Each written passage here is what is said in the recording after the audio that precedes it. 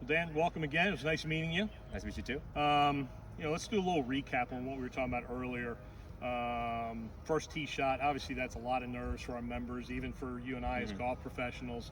But take us back to number one, and what were you thinking when you were looking at that par five? Well, it was the first time I saw that par five, so when I stood up on the tee box, the first thing you notice is the water that's right there in front of you. Yeah. It was intimidating. And then when you look left, try to go away from it, you see that OB that runs down the left side of the fairway. White stakes are always, White stake. they catch your eye, don't they? Yep, and they start curling down too around the hole.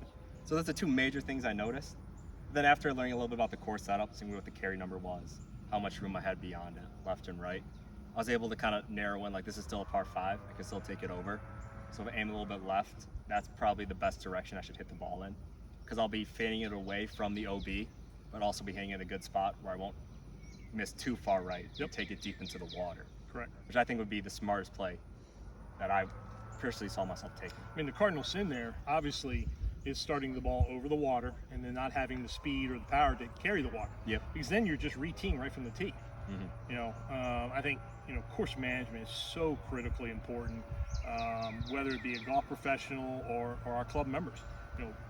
Being honest and true to yourself, knowing your strengths, knowing your tendency on your curvature, your ball, whether it's going right to left or left to right, and then setting yourself up to be successful. And do you, in this case, on number one with the par five, with the lake, the OB, is it necessary to hit driver? Because it may not be. So if you can't get there in two with these obstacles out there, why are you going to try to hit driver? Put it in the fairway, lay up, and then give yourself that 80 to 100 yard shot. And guess what? Heart rate stays down, low stress. We're making pars and birdies. We're not making others. Yep. And then we went to number three, kind of a specialty shot, chip shot. Yep. Tell me about what were you thinking there? Well, obviously, when you hit a shot like that, the first thing goes in your mind is like, oh, I gotta chip it. So you grab your 60 without even thinking about it, and just seeing the 60 shot there. But it was nice to kind of go through more options. And as I learned, actually, pulling the 60 there wasn't my best shot. I think it was actually my worst shot. When I pulled the 9-iron, decided to bump it into the slope, I actually hit it closer. And then when you gave me the hybrid, something that I don't really ever pull from off the greens, that was actually the best shot I hit, because I can just roll one right up over the edge and watch it just feed down to the hole. And I don't know if you noticed it, what I noticed from those three shots, your 60, you took some mini practice swings, you were assessing the moment, there was a time lapse there. With the 9-iron, the time lapse got less. And with the hybrid, the time lapse got even less. I mean, I put the ball down, gave you the hybrid, and you were kind of hitting it within a few seconds, and it was still your best shot. Yep, that's so the easiest to kind of. Stress was down, very easy to. I mean, if I gave you 100 balls and we went out to number three again and had you hit, all these shots with these different clubs, what is going to be the club that's going to get you the closest the most, right? And maybe hybrids for you.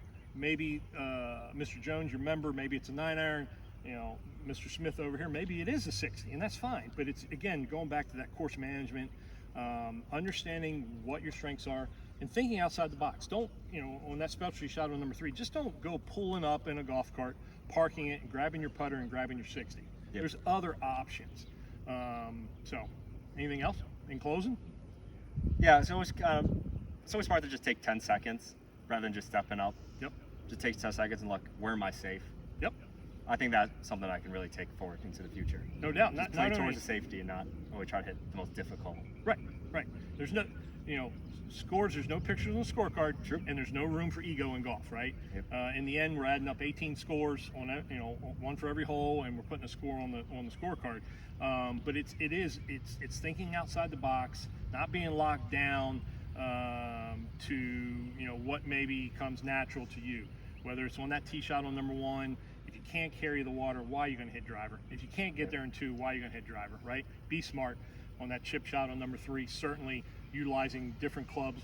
It was all mown down on number three, the fairway, but I would even go to the extent of looking at the lie.